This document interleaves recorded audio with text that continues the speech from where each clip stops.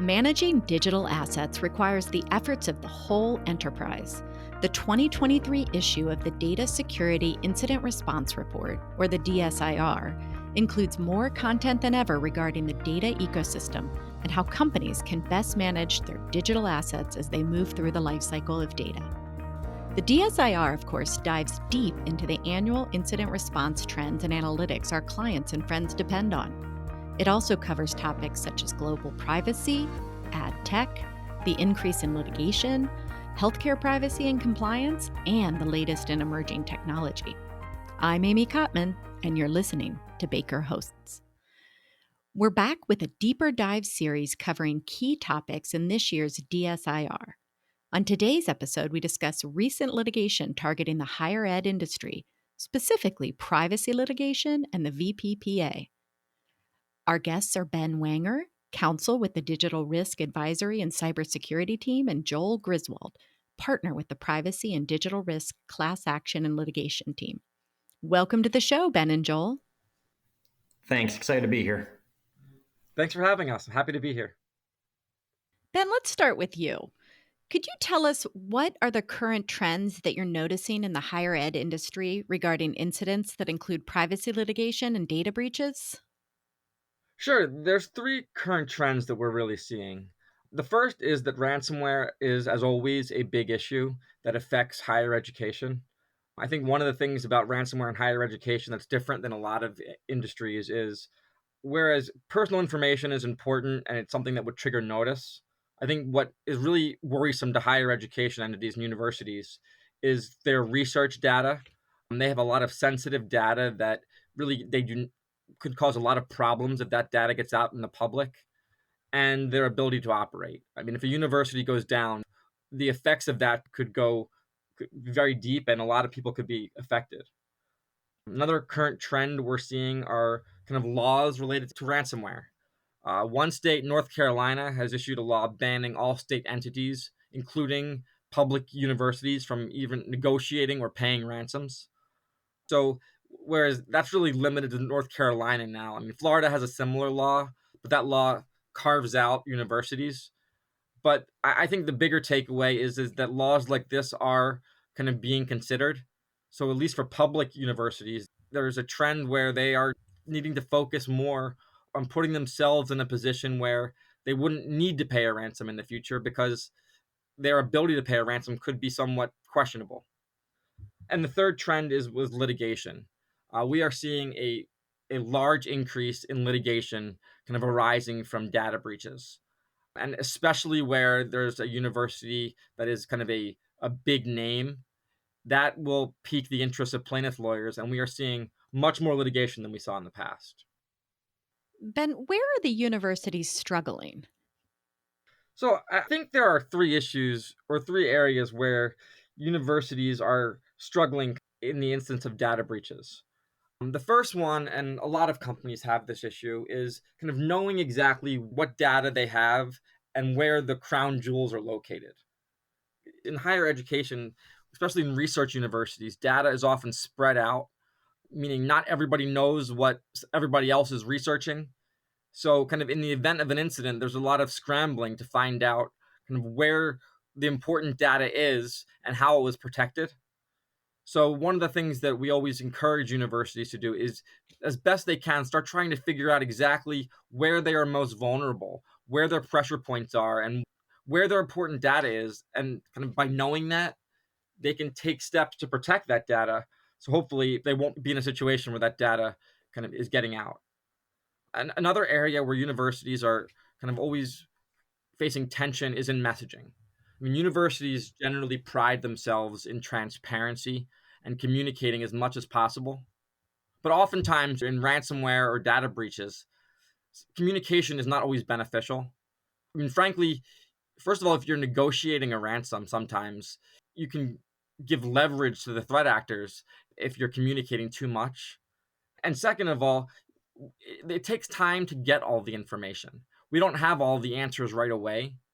And that is often contrary to a university's way of thinking of they want to over communicate. So a lot of times we find ourselves working with universities to kind of balance that need for transparency with making sure that they're not kind of over communicating too early and risking saying something that may not turn out to be accurate.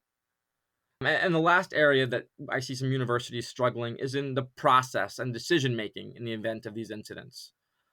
Oftentimes, there are so many people with kind of co equal authority that there are questions about who is responsible for deciding certain things.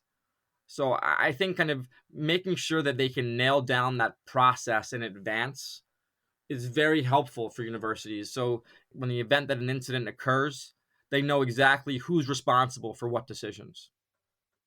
Ben, why do you think this industry in particular has been targeted? So I'm not sure that they're being targeted per se.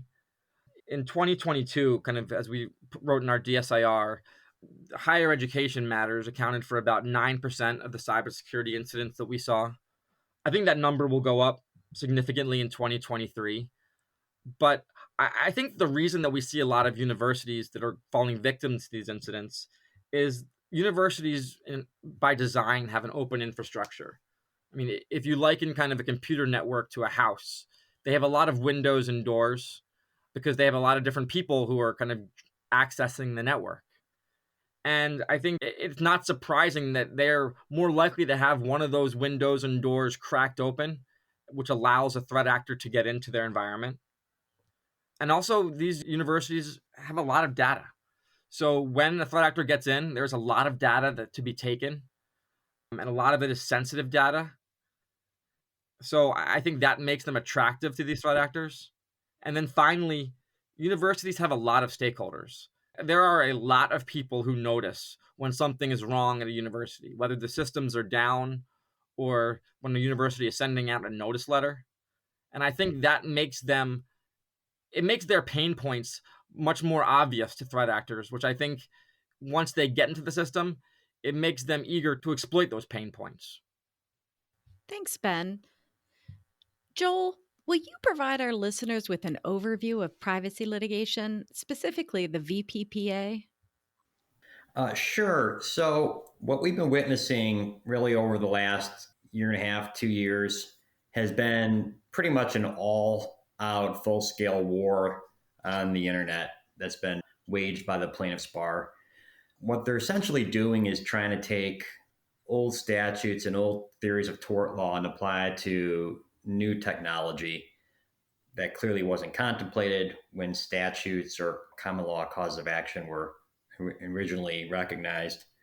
And specifically, what they're doing is taking a look at what pixels are being used by various companies on their websites and what information is being allegedly transmitted to ad tech companies or ad companies like the various large social media companies that are out there, for instance.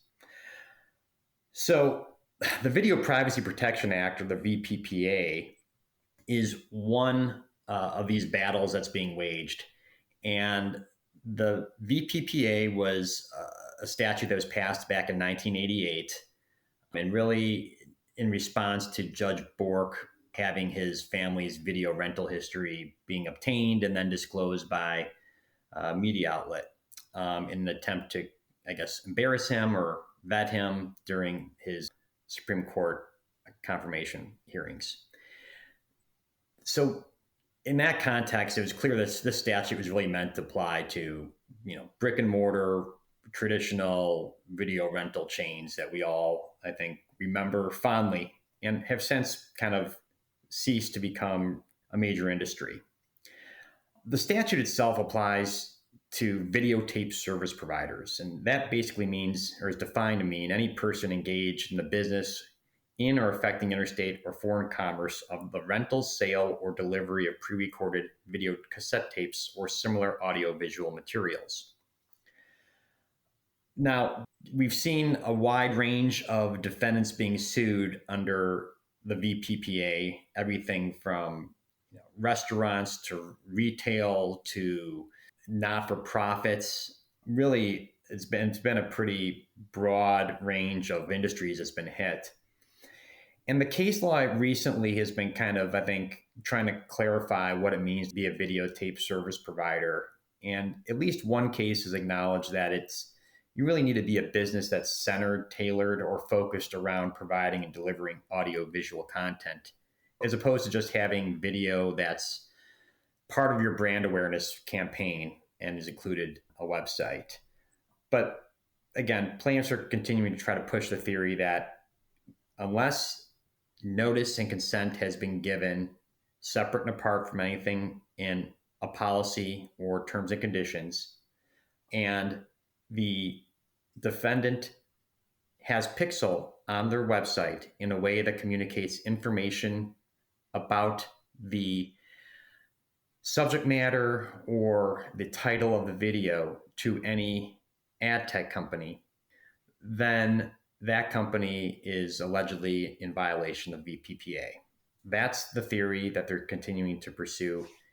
And it hasn't just been against higher ed. We've seen some higher ed institutions sued, but we've seen really a broad spectrum. Joel, what outcomes have you seen recently in VPPA cases? Well, I think at the outset of this pixel theory of liability, we saw a fair number of courts denying motions to dismiss and really denying them on the basis that defendants had been challenging what was being disclosed or whether it was being disclosed, and in support of those arguments had been attaching declarations and information that was extraneous to the complaint. So courts were reluctant to grant motions to dismiss at the outset, opting rather to let these cases proceed to discovery and then maybe summary judgment. But what we've seen recently has been some courts willing to dismiss cases based on a couple different theories. One is that the defendant isn't truly a videotape service provider as defined in the statute. And two, that the plaintiff isn't really a consumer as defined in the statute. And consumer means basically any renter, purchaser, or subscriber of goods or services from a videotape service provider. And courts have basically said, hey, it's not enough to be a subscriber or, for instance, a rewards member of a company where your subscription or membership doesn't afford you access to video content above and beyond what a member of the general public would be entitled to. So it has to be consumption of video by virtue of your subscription, not just I'm a subscriber or rewards member and I've consumed a good from this company that's completely, separate and apart from any video that they may have watched just as a member of the general public. The courts have not gotten into the more factual issue about whether what's being disclosed is PII or whether it's even being disclosed by the companies at all, or whether in fact it's being disclosed by the plaintiff's own browser settings. Those are, again, issues that we're waiting to see rulings on, but I expect in the next year we're going to start to see those trickle in. Thanks, Joel. As a final question for you, Ben, how can universities exercise best practices moving forward? So I think there's three things they can do. The first one is kind of work on knowing where their vulnerabilities are and where their pain points are. And that entails, again, knowing what your crown jewel data is. Where is your most important data? And again, that's much easier said than done. But I think by taking inventory of that, you're helping yourselves immensely. I mean, first of all, once you identify the most important and sensitive data you have, you can take additional steps to protect that data. Also, you can put yourself in a position where, in the event of any incident, you know where to look to make sure that certain data is or is not involved. And I think along the line of what Joel said with the VPPA is kind of knowing what data you're getting, making sure that if you are collecting data from kind of websites, that you know you're doing that. Because whether that's something you should or shouldn't do, I think making sure that you know what you are collecting will help you. So otherwise, you're apt to be surprised. I think another thing that the universities can do is start developing kind of a messaging strategy in the event of these incidents. Because like I said, that is a difficult area for them because it's so important to universities to be transparent with their communities. So I think thinking about how you are going to message in the event of an incident would save a lot of headaches on the back end. And finally, just working on the process, making sure you develop an incident response plan that really calls out who's in charge of what and what steps need to be taken in the event of an incident would prevent and kind of alleviate a lot of that early chaos that occurs once you find out something's wrong. And one of the best ways to kind of once you have that plan is I would say practice it. Practice it with tabletop exercises, because I think once you start developing that muscle memory, the process becomes much less chaotic and tends to go much more smoothly. Thanks so much for joining us today, Ben and Joel. It's a pleasure. Thank you. Yep, thanks for having us. If you have any questions for Ben or Joel, their contact information is in the show notes. As always, thanks for listening to Baker Hosts. Comments heard on Baker Hosts are for informational purposes and should not be construed as legal advice regarding any specific facts or circumstances.